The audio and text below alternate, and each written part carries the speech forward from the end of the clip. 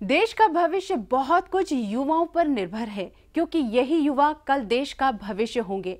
आगे चलकर देश की बागडोर संभालेंगे। ऐसे में जरूरी है कि युवा अपने करियर का सही चुनाव करें और नई नई ऊंचाइयों को छू सके। नमस्कार दोस्तों, मैं रीना बातें करियर की में आपका स्वागत करती हूं। आइए देखते हैं क्या है खास आज के इस एपिसोड में। कैसे करें सीटेट की तैयारी, कैसे करें करियर निर्माण, कि किसी भी कॉलेज का कैंपस कितना दिलचस्प होता है। हम हर हफ्ते आपको जानकारी देते हैं करियर के बारे में और बताते हैं कैसे करें करियर निर्माण। तो आइए देखते हैं।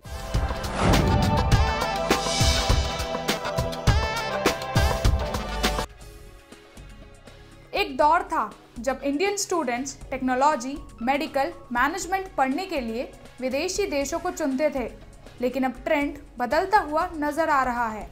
इंडियन एजुकेशन सिस्टम ने भारतीय स्टूडेंट्स के साथ साथ फॉरेन स्टूडेंट्स को भी आकर्षित किया है। लेकिन इंडिया का स्ट्रॉन्गर एजुकेशन सिस्टम है।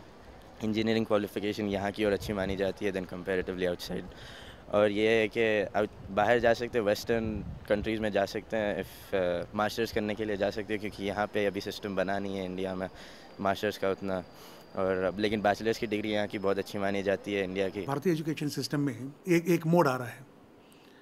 जब तक ये सवाल था इंडिया का एजुकेशन उतना अच्छा नहीं, यहाँ के स्टूडेंट्स बाहर जाकर पढ़ाई करता था, वो इंजीनियरिंग हो, मेडिकल हो, कुछ भी हो, बाहर जाकर पढ़ाई करने का एक तरीका था। अभी रिसेंटली ईयर्स, 5 to 6 ईयर्स अब देख लिया तो बाहर का स्टूडेंट्स यहाँ आकर पढ़ाई करने का वो तरीका अभी आ गया है। इसका मतलब हमारा जो एजुकेशन सिस्टम है, it is getting improve like anything. And बाहर का लोगों को भी इंडिया के education they are considering is much better. Foreign universities के साथ अच्छी तालमेल बनाने के लिए बहुत सी Indian universities global education system अपना रही हैं। सिलेबस से लेकर कोर्सेज, इंफ्रास्ट्रक्चर तक अब ग्लोबल हो रहा है। इससे दूसरे देशों से पढ़ने आए स्टूडेंट्स काफ़ी आकर्षित हो रहे हैं। I find it the best for me compared to other countries. Like I will get a good advantage here compared to if I go other countries. Here education is very high at low cost, and also I'm happy. Also the faculty here nice, so I'm so happy here. India दूसरी देशों की तरह अब education hub बनने की तरफ है।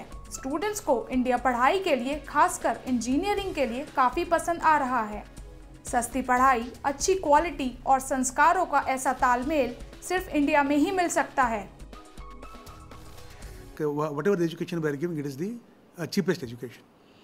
For example, if you want to go to US and then study there, वहाँ का एजुकेशन में you have to spend nearly about 40 to 45 lakhs.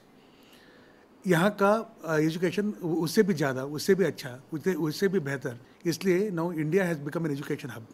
If we get Indian certificate from here, like for placement will be there, it's easy to get job. Like as our country is petroleum company, so they required for this engineering. Like if I get from here, it will be nice, and it's at low cost. Good advantage we are getting compared to Western countries. Engineering education system में भी पहले के मुताबिक काफ़ी बदलाव आए हैं, जिसकी वजह से इंजीनियरिंग फॉरेन स्टूडेंट्स को काफ़ी लुभाती है। बदलती हुए टेक्नोलॉजी के साथ इंजीनियरिंग के पहलू भी बदल रहे हैं, इसलिए फॉरेन और इंडियन स्टूडेंट्स दोनों के लिए ज़रूरी है कि डिग्री के साथ साथ स्किल्ड भी हों। इंजीनियरिंग एजुकेशन आज तो बहुत ही ज़रूरी है भारत के लिए, क्योंकि भारत अभी एक एक्सपेंशन मोड में है। इंफ्रास्ट्रक्चर बिल्डअप करने का है और फिर नई टेक्नोलॉजीज़ को इस्तेमाल करने का है, और जो इंफॉर्मेशन टेक्नोलॉजी है हमारे देश को बदल रहा है। तो इस बदलाव के लिए ये इंजीनियरिंग एजुकेशन बहुत ही ज़रूरी है। India is a progressive country, and then our prime ministers, if you look at the statements nowadays, he is talking about two things. One is innovation, आविष्कार, and other one is development, विकास। ये दोनों को देखकर हमारा education, हमारा engineering education, we have module to that. Asian देशों की तुलना में भारत में इंजीनियरिंग की पढ़ाई विदेशी छात्रों के बीच खासा पॉपुलर हो रही है। अच्छा इंफ्रास्ट्रक्चर और हाई क्वालिटी एजुकेशन ने भारत को नए एजुकेशन हब के तौर पर उभारा है।